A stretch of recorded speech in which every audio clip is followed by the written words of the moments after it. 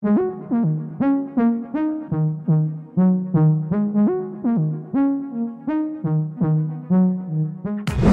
ordem melhor para as mulheres, ela se torna melhor para os homens.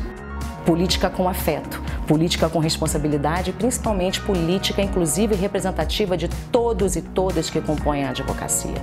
Então, eu não consigo entender o porquê desse derramamento de dinheiro nessas campanhas.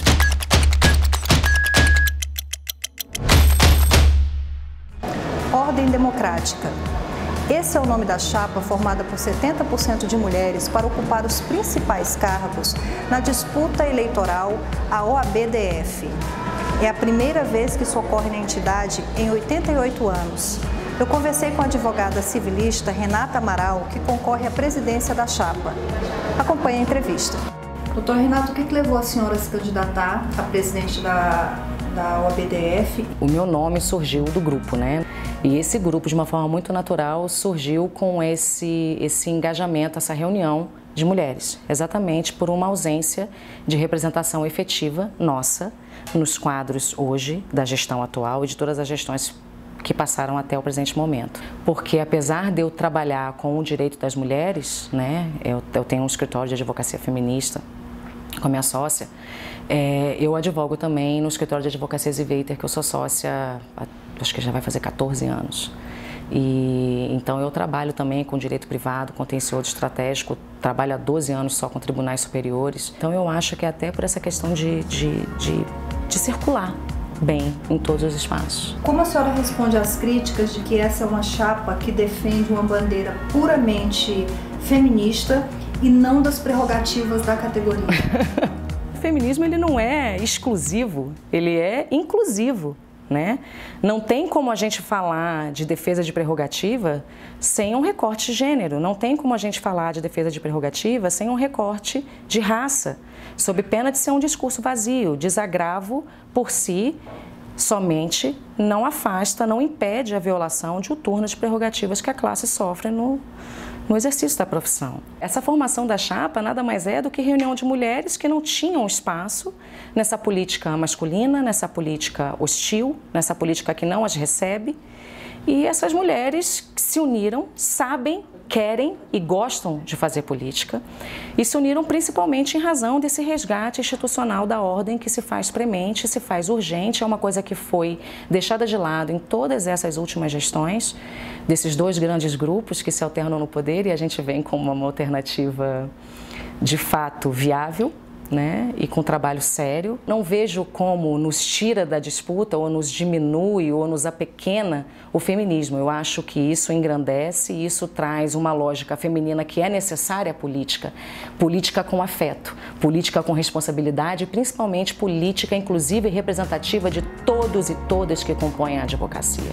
Considerando que o presidente da OAB administra a entidade para todos, a senhora acredita que uma chapa majoritariamente feminina pode repelir votos masculinos? De forma alguma. Pelo contrário, a gente trazendo essa lógica feminina para dentro da ordem, na realidade, isso inclui a todos, homens e mulheres. Uma cidade melhor para as mulheres, ela não se torna melhor para os homens? Com certeza. Uma ordem melhor para as mulheres, ela se torna melhor para os homens. Eu não vejo como afastar o voto dos homens, principalmente depois que eles conhecerem nossas propostas.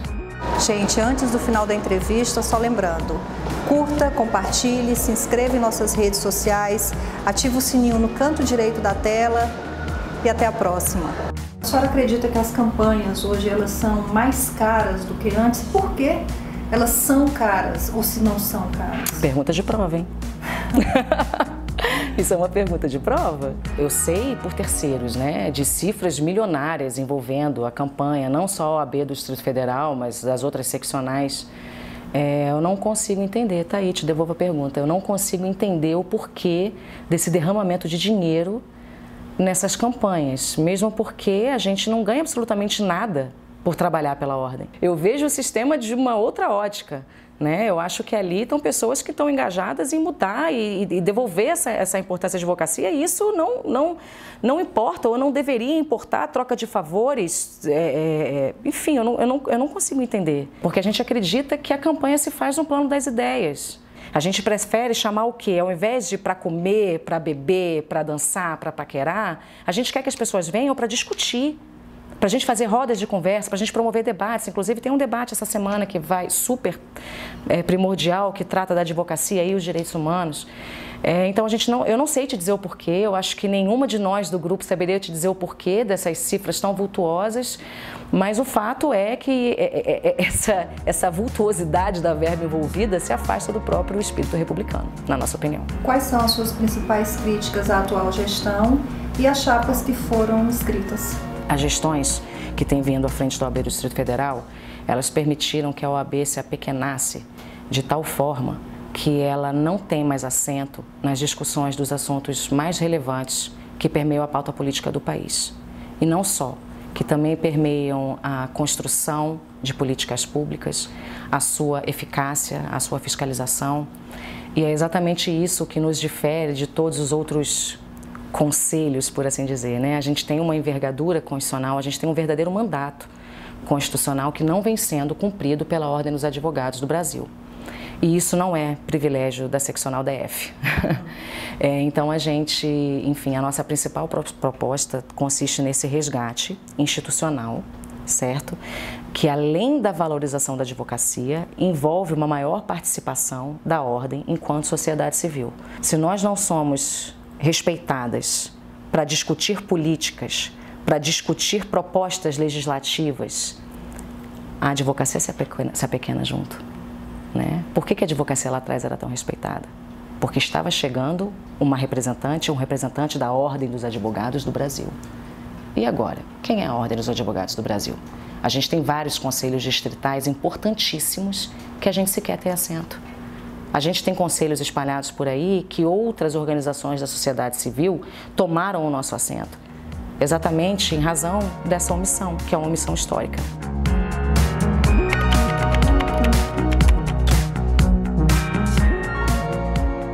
Poder. Poder. Perigoso. Isonomia. Necessária. Cidades satélites. Essencial. Jovens advogados. Jovens advogados. Como é que eu respondo com uma palavra só? Acredito eu que seja a parcela que mais necessita de inclusão. Inclusão. Fé. Efetiva inclusão. 2 palavrinhas. Fé. Fé. O Estado é laico, né? Fé, Estado laico. É isso. Obrigada. Obrigada a você. Obrigada.